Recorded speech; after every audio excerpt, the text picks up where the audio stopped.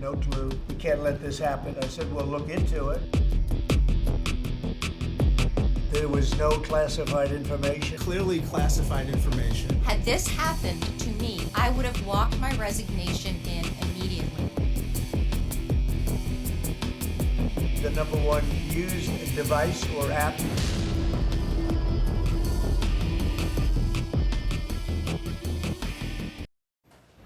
It's been 3 days since Signal Gate, the war plan leak. It happened on March 24th. It is the 27th now, and the storm is still brewing.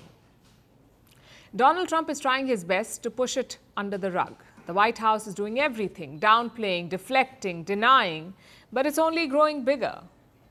We've been telling you about this. The Houthi war room chats on Signal. Trump's top officials discussed plans to bomb the Houthis in Yemen. This discussion was on a messaging app called Signal. A journalist was added to this group chat by mistake. His name is Jeffrey Goldberg. He read the complete war plans, then he exited the group and broke the story. He wrote an article in his magazine. So while bombs fell on the Houthis in Yemen, a firestorm erupted in Washington. Trump has been in damage control mode since then. The Democrats are demanding answers. Even some Republicans are raising eyebrows. Trump's team is giving contradictory statements. Marco Rubio and Tulsi Gabbard seem to be on the same page. They accept the mistake. But Pete Hegseth says otherwise. He insists that no classified information was shared. Have a look. Obviously, someone made a mistake. Someone made a big mistake and added a journalist. Nothing against journalists, but you ain't supposed to be on that thing. Nobody's texting war plans. Well, I noticed this morning, out came something that doesn't look like war plans. And as a matter of fact, they even changed the title to attack plans because they know it's not war plans. There's no units, no locations, no routes, no flight paths, no sources, no methods, no classified information. So Trump's Secretary of State admits that there was a mistake, but the Secretary of Defense says no war plans were leaked. Now this seems very confusing. This political storm also brings in focus a larger issue, that of messaging apps like Signal and WhatsApp. Are they safe?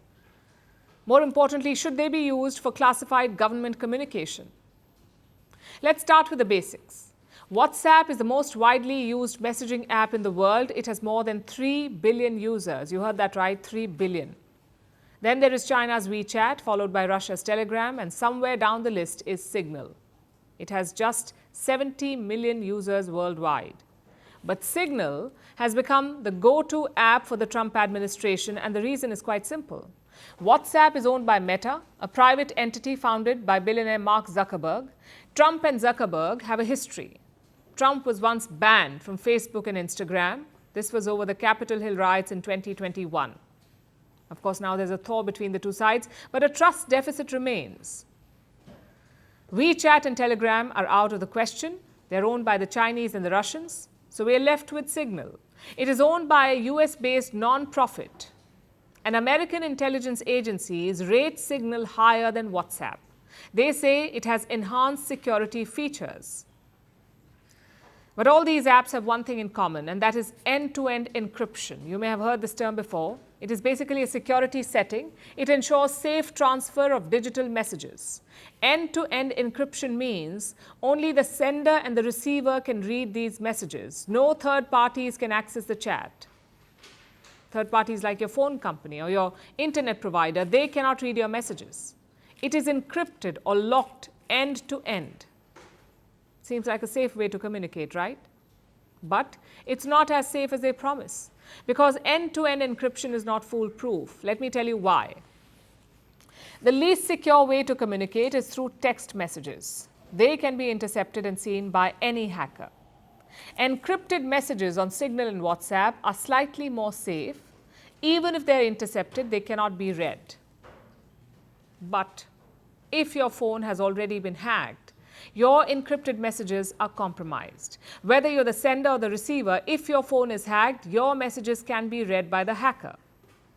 So just because Signal protects messages in transit does not mean it is fully secure.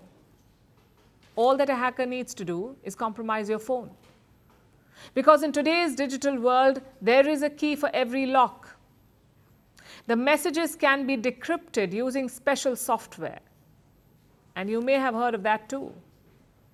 I'm talking about Pegasus. Pegasus is a spyware. It was developed by an Israeli cyber arms company.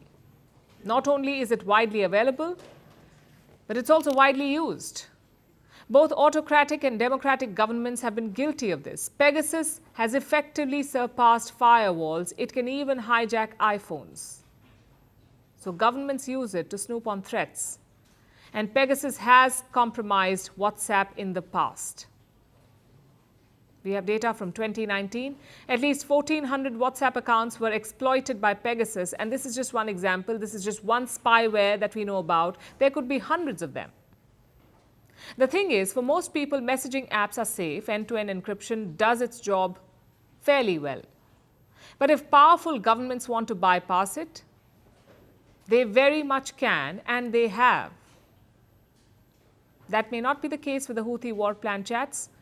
That seemed more like a chat for college group projects, where the admin does not know who is in the group. But for a country that claims to be the biggest superpower, that was definitely shoddy work.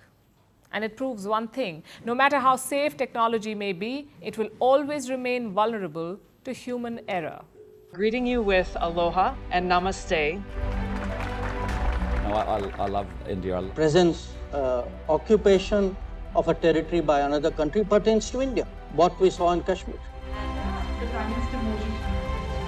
How do you see Trump's America? Yes, the current administration behaves differently from the previous administration.